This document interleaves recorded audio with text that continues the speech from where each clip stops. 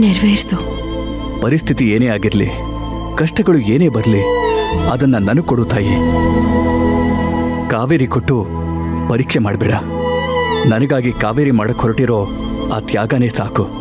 ಮತ್ತೆ ಕಾವೇರಿಗೆ ಸಂಕಷ್ಟ ಕೊಡೋದು ಬೇಡ, ನನಗಿಷ್ಟ ಇಲ್ಲ. ದಯವಿಟ್ಟು ಇದೊಂದು ನಡೆಸ್ಕೊಡು ತಾಯಿ, ನಡೆಸ್ಕೊಡು. ತಾಳಿ ಕಳ್ಚಿ ಬಿದ್ದಿರೋದ್ರ ಹಿಂದೆ ಏನ್ ಕಾರಣ ಇದೆಯೋ ಗೊತ್ತಿಲ್ಲ ದೇವ್ರೆ, ಆದ್ರೆ ರಾಮ್ ಕಾವೇರಿಗೆ ಏನೂ ಆಗ್ಬಾರ್ದು. ಅವರನ್ನ ಕಾಪಾಡೋ ಜವಾಬ್ದಾರಿ ನಿಂದಮ್ಮ, ನಿಂದು.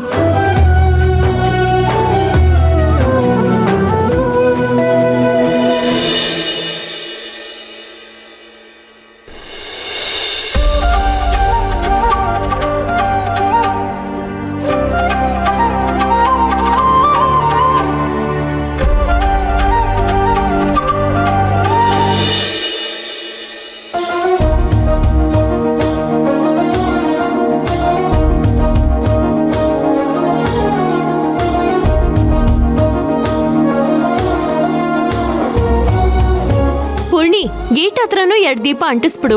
ಅಲ್ಲೂ ಕತ್ಲೆ ಆಗಿರತ್ತಲ್ವಾ, ಅಲ್ಲೂ ಬೆಳಕಾಗ್ಲಿ. ಚಿಕ್ಕ ಯಜಮಾನಿ ಆರ್ಡರ್ ಮಾಡಿದ್ಲು. 2 ದೀಪ ಹಚ್ಬಿಟ್ಟು ಇನ್ನೂ ದೀಪ ಹಚ್ಚಕ್ ನನಗ್ ಹೇಳ್ತಾಳೆ. ಪೂರ್ಣಿ, ಪೂಜೆ ವಿಷಯದಲ್ಲಿ ಈ ತರ ಕೆಲ್ಸ ಮಾಡೋದಿಕ್ಕೆ ಮೀನಾ ಮೇಷ ಎಣಿಸ್ಬಾರ್ದು. ಆಮೇಲೆ ನಿನಗೆ ಸಿಗೋ ಫಲಾನು ಸಿಗಲ್ಲ. ಫಲ ಸಿಗದೆ ಇದ್ರೂ ಪರವಾಗಿಲ್ಲ, ಅದೆಲ್ಲ ನಿನ್ಗೆ ಸಿಗ್ಲಿ, ನೀನೇ ಹೋಗಿ ಹಚ್ಬಿಟ್ಪಾ. ನೋಡು, ಇದೆಲ್ಲ ನಿನ್ನಂತ ದೊಡ್ಡೋರ್ ಮಾಡೋ ಕೆಲ್ಸ, ನನ್ನಂತ ಚಿಕ್ಕೋರ್ ಮಾಡೋ ಕೆಲ್ಸ ಅಲ್ಲ.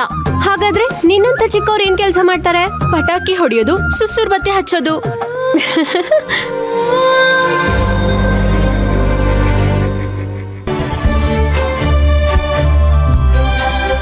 ಭಟ್ರೆ, ಓರಿ ಎಲ್ಲ ರೆಡಿ ಆಯ್ತಾ? ಆಗಕತ್ತೈತ್ರಿ, 5 ನಿಮಿಷ ರೀ, ಎಲ್ಲ ರೆಡಿ ಆಗ್ಬಿಡ್ತೈತ್ರಿ. ಹಾ, ಬೇಗ ಮಾಡಿ. ಆತ್ರಿ ಎಲ್ರೂ ಬನ್ನಿ.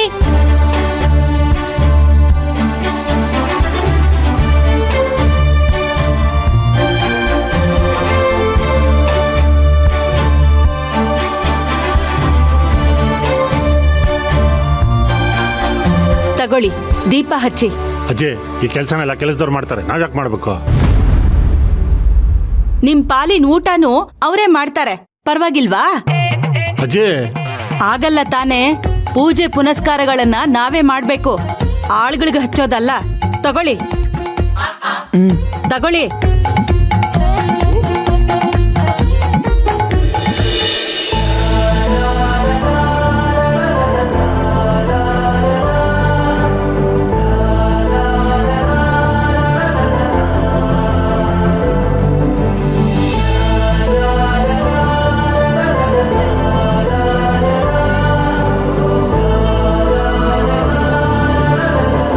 ತೇಜು,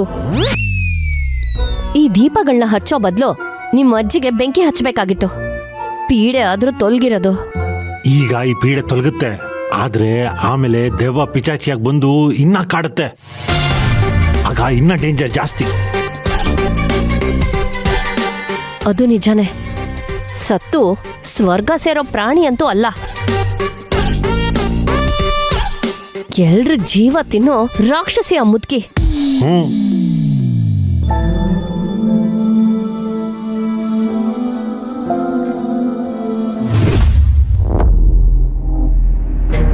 ಕಾತಿ, ನಿಮ್ಮಜ್ಜಿ ಯಾವಾಗ ಹೋಗ್ತಾರೆ?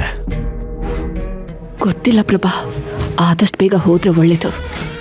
ಇಲ್ಲ ಅಂದ್ರೆ ಒಂದ್ ಕಡೆ ಕಾವೇರಿ, ಇನ್ನೊಂದ್ ಕಡೆ ಇವರು ಸೇರ್ಕೊಂಡು ನಮಗ್ ಹುಚ್ಚಿಡಿಸ್ಬಿಡ್ತಾರೆ. ರಾವಣನ್ ಕೊಂದು ಲಂಕೆನ್ ಗೆದ್ದು ರಾಮ ಸೀತೆನ್ ಕರ್ಕೊಂಡು ಅಯೋಧ್ಯೆಗೆ ಬಂದ. ಆಗ ಅಲ್ಲಿ ದೀಪಾವಳಿ ಆಚರಿಸಿದ್ದು. ಆದರೆ ಇಲ್ಲಿ ನಿಮ್ಮಪ್ಪ ಕಾವೇರಿ ಅನ್ನೋನ ಕರ್ಕೊಂಬಂದು ಹನುಮಂತ ಲಂಕೆ ಸುಟ್ಟ ಹಾಗೆ ನಮ್ಮ ಬದುಕಲ್ಲಿರೋ ಸಂತೋಷನೇ ಸುಟ್ಟಾಕ್ಬಿಟ್ಟ. ಅದನ್ನೆಲ್ಲ ಮರೆತು ಹಬ್ಬ ಆಚರಿಸ್ಬೇಕು ಅಂದರೆ ಹೇಗಾಗುತ್ತೆ? ಆ ಸಂಭ್ರಮ ಸಂತೋಷ ಎಲ್ಲಿಂದ ಬರುತ್ತೆ ಹೇಳು? ಇದೇ ದೀಪಾವಳಿ ಸಮುದ್ರ ಮಂಥನ ಮಾಡುವಾಗ ಲಕ್ಷ್ಮಿ ಬಂದ್ಲು ಅಂತ ಹೇಳ್ತಾರೆ. ಇಡೀ ಸೃಷ್ಟಿಗೆ ಅದೃಷ್ಟ, ಐಶ್ವರ್ಯ, ಸಿರಿನ ತುಂಬಿದಂಥ ಕ್ಷಣ ಅದು. ಆದರೆ ಕಾವೇರಿ ನಮ್ಮ ಪಾಲಿನ ಅದೃಷ್ಟ, ಐಶ್ವರ್ಯ, ಸಿರಿ ಎಲ್ಲ ಕಿತ್ಕೊಂಡಿರ್ಬೋದು. ನಾವಳ ಪಾಲಿಗೆ ದರಿದ್ರ, ಸಂಕಟ, ನೋವನ್ನು ಕೊಡೋಣ. ಯಾಕಂದ್ರೆ ಅದೃಷ್ಟ ಲಕ್ಷ್ಮಿ ಬರೋ ಕಡೆ ದರಿದ್ರ ಲಕ್ಷ್ಮಿ ಸಹ ಇರ್ತಾಳೆ ಅಂತ ಹೇಳ್ತಾರೆ. ಅವಳ ಪಾಲಿಗೆ ದಾರಿದ್ರ್ಯ ಅನ್ನೋದು ನಾಳೆಯಿಂದನೇ ಶುರುವಾಗತ್ತೆ.